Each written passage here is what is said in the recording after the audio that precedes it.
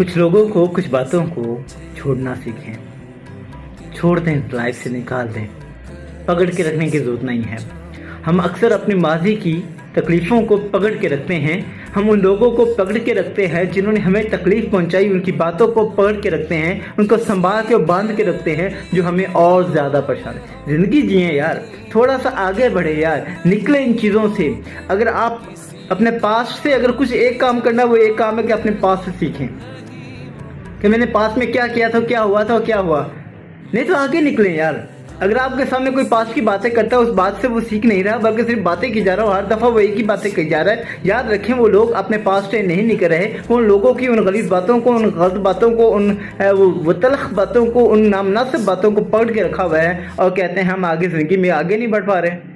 तो छोड़ दो इन बातों को, छोड़ दें ऐसे लोगों को, आगे बढ़ें, ज़िंदगी जिएँ, खुश रहें।